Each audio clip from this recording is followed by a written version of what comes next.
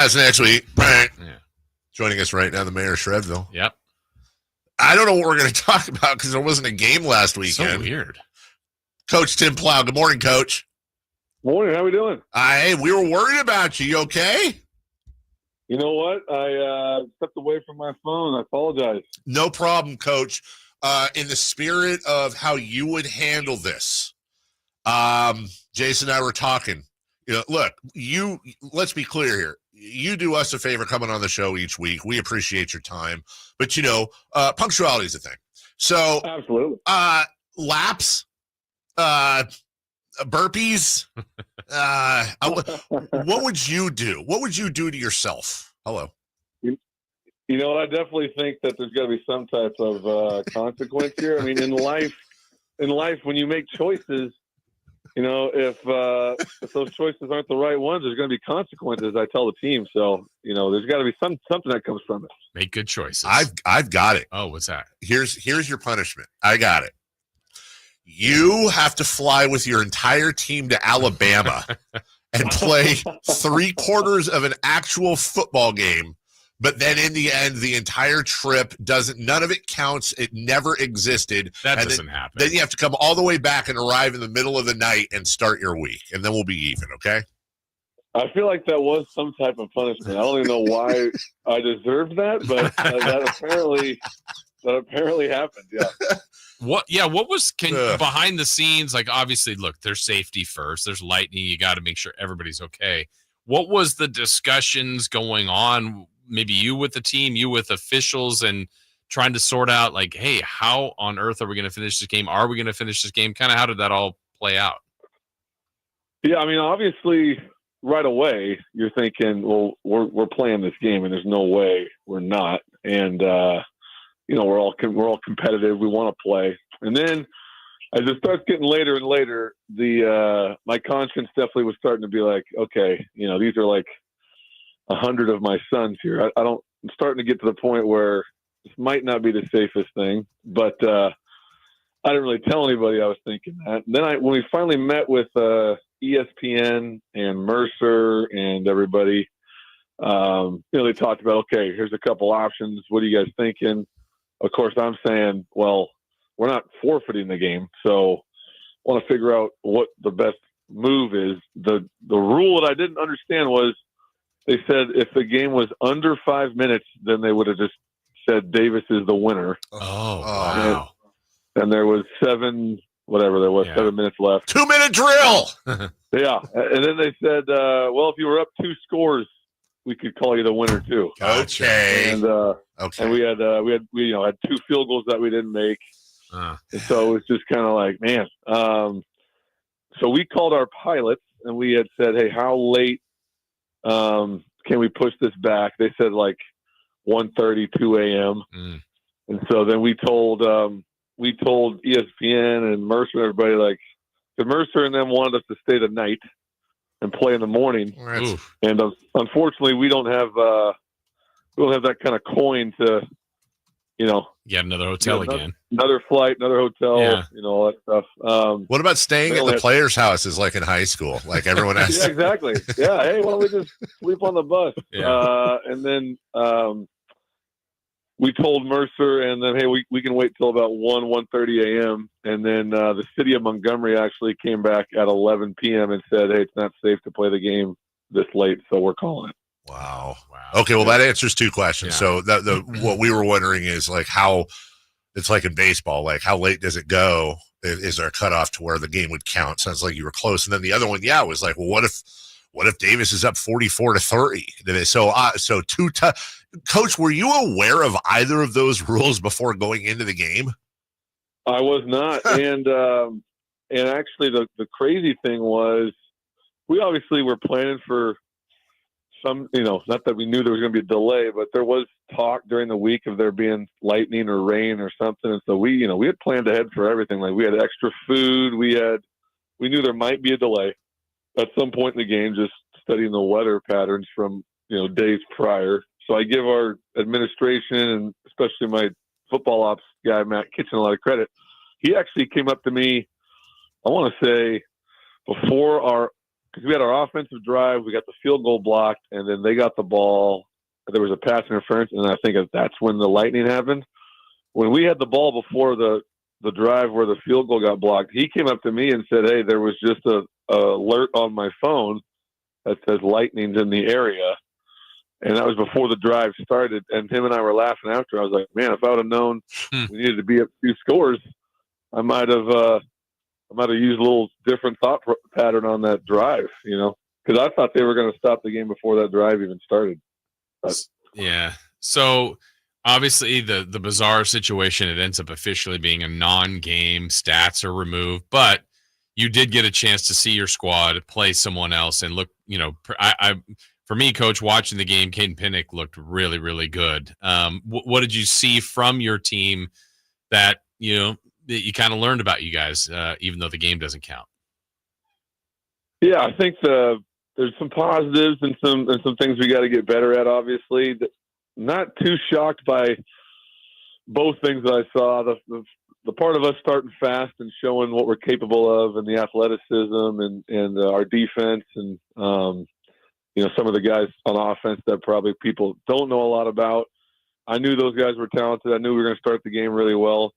And then, our third quarter where we struggled a little bit and showed kind of our youth and our inexperience. I wasn't shocked by that either. So I think the bummer for me is I really would have loved to have a result at the end of the game to teach off of. If you figure out a way to win that game, that's great for a young team, to really have that, feather in their cap. Like, man, we just played a top 10 team. We figured out a way to win.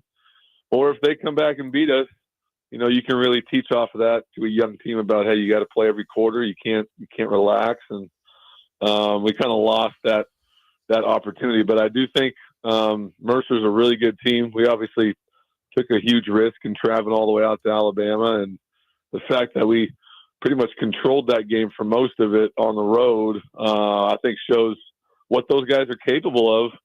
And if we can keep them, keep them focused and keep them growing. I also told our staff, if we do this the right way, that should be the worst game we play all year, because these guys are so young that as the year goes, we'll probably be getting better and better. So that's the exciting thing. UC Davis coach Tim Plough joining us. You are fond of showing fights, boxing matches, whatever, before games to teach lessons.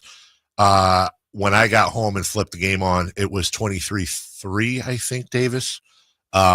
They score the long touchdown, then run it in.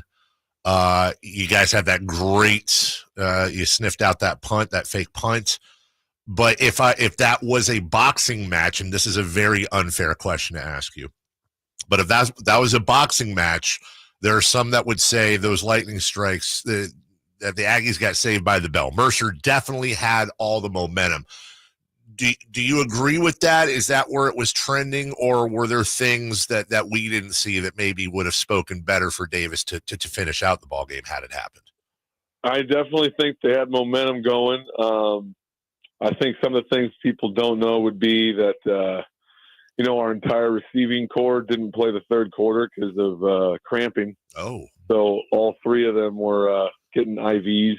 Wow. During the third quarter. Yeah. We had just gotten them back after our last drive. And then, obviously the other part was if we would have played the game after the lightning break, I feel like we were going to play pretty well. I mean, I think they're obviously a good team, and I'm obviously biased, but I think one of the things we had going against in the third quarter was we were pretty worn out from the humidity and it was getting to our guys. You give us an hour or two to rehydrate and rest up and be ready to go. I feel like it might have looked like the start of the game. So they definitely had the momentum, but man, I like the Aggies' chances if the game's close and we got to figure out a way to win it. I'm always going to say the Aggies are going to pull that one out. Sure. So, but they definitely had the momentum going. That felt like De La Hoya at the end of the game, not fighting the last couple rounds. Yeah. It's Trinidad reference. Yeah. Well done, Coach. Coach, I was thinking about, as you said, you kind of wanted the outcome one way or the other, just for either, hey, we found a way to win, or how do we respond from a loss? But the other part of it, look, this was out of your control. Now you only have 11 games, and obviously you have postseason goals, and this is a long way down the road. And if you win your games, this question wouldn't even matter. But what's the impact you think of losing a game off the schedule?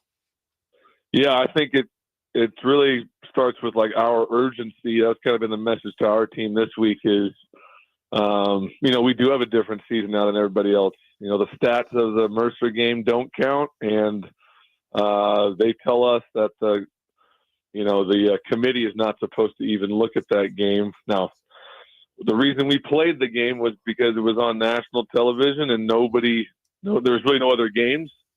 So there's a lot of eyes on that game. So even though you can say they're not going to look at it, I hope that people would remember that it did happen. And that is a good team that's probably going to win a lot of games. So hopefully that's in their memory. But we have to be, we have to have some urgency with what we do. That makes this week extremely important. It makes every game that much more valuable. That basically you're saying, hey, we got 11 games. One of them is against Washington. They're going to pay us $1 gazillion to basically go up there. We know what that means. And so we really got 10 FCS games. And if you want to make the playoffs, you got to win 8 games. So basically you got to win 8 out of 10 to get in the playoffs. And in our conference, that's pretty demanding. So, we're going to have to have some urgency and take every game with the utmost respect, like we try to do all the time, but definitely now every game really, really counts. And so that's what makes this a great game this week is, last week it was a top 10 team on the road and everyone was expecting it to be a great game. And now we're going to play a team that won one game a year ago and everyone's going to expect us to go out there and win, even though we know it's a road game and we don't even know what this team is going to look like. And it's going to be more about us playing our best and having urgency and making sure we play 4 full quarters. And that's going to be a great test for our guys. You're talking about Utah Tech coming up this weekend right here on Sactown Sports. You guys are the Road Warriors. You got Washington, as you mentioned. This technically, they don't list it as a road game, but obviously you're going to Bama. It's a road game. So you guys are Road Warriors, dude. First 3 weeks, you're on the road before the home opener. That being said, you mentioned the one game Utah Tech won, but this is a home opener. You know better than anyone. Those could be tricky. So I imagine you're going to be beasting these guys like these guys are top 10 ranked instead of, what it says on paper. No doubt. And I think, you also nowadays in college football, we're not really a team that necessarily has a whole bunch of transfers, but a lot of these teams do. And so there's names from schools. We don't even know who half these guys are. So we could show up and they could be, they could be the 85 Bears for all we know. We don't even know. We don't know what we're going to see. So, and we have no film on them. They have a game on us. And that was the other thing I thought was funny was, hey, the game doesn't count, but we still have to give them the film. That seems wrong. But yeah, so there's a lot of advantages to the other side. And yeah, I think it's funny when you're the head coach and they're asking you about scheduling games and you got 3 road games and you're like, okay, well, but the truth is, guys, like if we have a game in August or September, no one's going to be there anyway because school's not in session. So I'm always kind of like, hey, if you want to give us a couple road games early on in the year, I'd rather do that because if we try to play a game, trust me, I've played here and coached here long enough. You try to play a game before school starts, you'll be lucky if the families come to the game. Coach, I know you guys went even a day earlier last Thursday. Did you guys get a chance to do you're obviously there to go play this game, but did you get some team bonding time together? Yeah, we did, man. It was cool. We got some new guys on the team, and just spending more time together. And one of the cool things we did is we went to the Rosa Parks Museum, and you do forget just how much history is in Montgomery. And I thought it was really cool for our team to be together, and that's a pretty intense museum, pretty intense tour that they take you on. And there's just a lot of things there that, our guys are aware of, obviously, but when you dig down deep into the history of the South, it can bring up some emotion. So I thought it was cool for all of our guys to do that together. And then, we got to hang out the extra day And I thought that was worth it, and it helped us. So I was thankful that they allowed us to do that. Coach, I don't need to tell you. I've told you before how I feel about Utah Tech. My son wrote a letter to them about 2 years ago. He's 16. He wants to play basketball, asking if he could attend their camp. And he got a 3-word letter back from their head basketball coach that said, "You're a loser," which I thought was over the top. So just do me a favor. When you go out there this weekend, just maybe an extra stomp on them, just, figuratively, of course. Just do it for my son. Yeah, a little payback, please. Well, I do think the important thing is I really didn't get a story last week about Mercer. You're and right. I thought the same thing.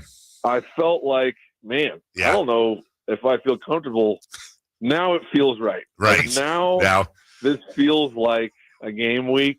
Yeah. And maybe that's why the Lightning and everything, they had to make sure it was right. But I'll tell you this, one thing I've learned about our relationship, boys, is I'm going to defend your honor. Damn it. You're absolutely right. If they're going to do stuff like that, I mean, I can't believe they said that. Right. I'm going to make sure the team knows, and we'll make sure we find some joy in St. George.